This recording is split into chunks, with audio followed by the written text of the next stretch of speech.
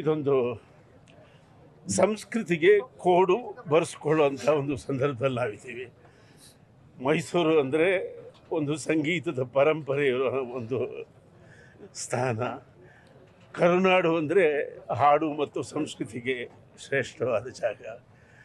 ಇಂಥ ರಾಜ್ಯಕ್ಕೆ ಒಂದು ಸಾಂಸ್ಕೃತಿಕ ಕೋಡು ಮೂಡಿಸ್ಕೊಳ್ಳುವಂಥ ಒಂದು ಸಂದರ್ಭ ನಮಗೆ ಒದಗಿ ಬಂದಿದೆ.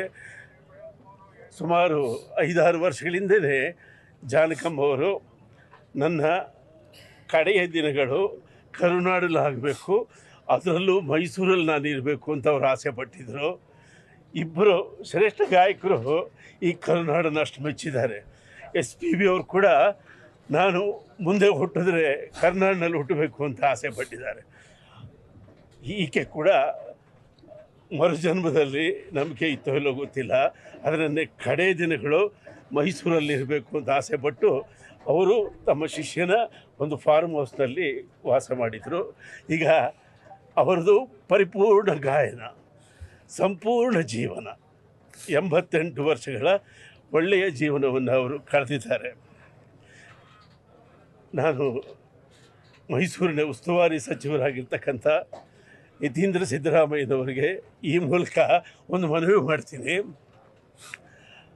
ಅವರು ದೈವಭಕ್ತರು, ಎರಡನೇ ಮಾತಿಲ್ಲ. ಜಾನಕಮ್ಮನವರು ಕೂಡ ದೈವಭಕ್ತೆ. ಸಂಗೀತಕ್ಕೆ ಸಕಲ ದೈವಗಳು ಮಾನ್ಯ, ಸಂಗೀತಕ್ಕೆ ಸಕಲ ದೈವಗಳು ಮಾನ್ಯ. ಅನ್ಯವೆಂಬುದಿಲ್ಲ ಆನಂದಕ್ಕೆ, ಅನ್ಯವೆಂಬುದಿಲ್ಲ ಆನಂದಕ್ಕೆ. ಅನ್ಯೋನ್ಯವೇ ಸರ್ವಧರ್ಮಗಳ ಸಲ್ಲಕ್ಷಣ, ಅನ್ಯೋನ್ಯವೇ ಸರ್ವಧರ್ಮಗಳ ಸಲ್ಲಕ್ಷಣ.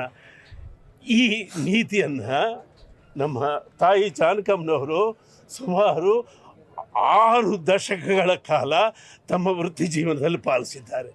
ಅವರಿಗೆ ಎಲ್ಲ ಭಾಷೆಯೂ ಪ್ರಿಯ, ಎಲ್ಲ ದೈವಗಳೂ ಪ್ರಿಯ, ಎಲ್ಲ ಧರ್ಮಗಳೂ ಪ್ರಿಯ. 6 ದಶಕಗಳ ಕಾಲ ತಮ್ಮ ಸಂಗೀತದಲ್ಲಿ ಅವರು ಎಲ್ಲವನ್ನು ಆರಾಧಿಸಿ ಪೂಜಿಸಿದ್ದಾರೆ. ಅಂತ ತಾಯಿ ಇವತ್ತು ಮೈಸೂರಿನಲ್ಲಿ ಮಣ್ಣಾಗುವ ಮುಂಚೆ ನಾವು ಕಣ್ತೆರೆದಿದ್ದೇವೆ.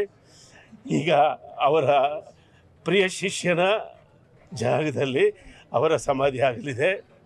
ನಾನು ನಮ್ಮ ಕರ್ನಾಟಕದ ಸಂಗೀತ ಸಂಘದ ಪರವಾಗಿ ಒಂದು ನಿರ್ಧಾರ ತೆಗೆದುಕೊಂಡು ಇವತ್ತು ಹೇಳ್ತಾ ಇದ್ದೀನಿ.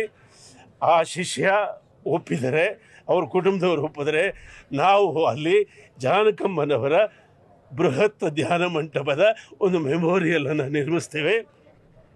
ಅದಕ್ಕೆ ನಮ್ಮ ಸಂಗೀತದ ಸಂಘದ ಪೂರ್ತಿ ನೆರವೇರುತ್ತೆ.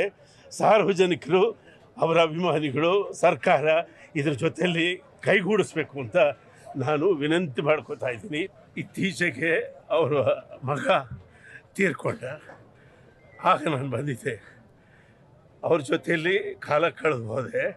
ಆ್ಯಕ್ಚುಲಿ ಮಗನ ನಿರ್ಗಮನವೇ ಅವರಿಗೆ ತ್ರಾಣವನ್ನು ಕಡಿಮೆ ಮಾಡ್ತಾ. ಆ್ಯಕ್ಚುಲಿ ಆಕೆ ಇನ್ನೂ 2-3 ವರ್ಷ ಬದುಕಿರುವಂಥ ಚಾನ್ಸಸ್ ಇತ್ತು. ಆದರೆ ಮಗನ ಕಳ್ಕೊಂಡ ದುಃಖದಿಂದ ಆಕೆ ನಮ್ಮನ್ನು ಅಗಲಿದ್ದಾರೆ. ಆದರೂ ಆ ತಾಯಿದು ಪೂರ್ಣ ಜೀವನ, ಸಂಪೂರ್ಣ ಗಾಯನ. ನಮ್ಮ ಕರುನಾಡಿಗೆ ಆಕೆ ಒಂದು ಕೋಡು.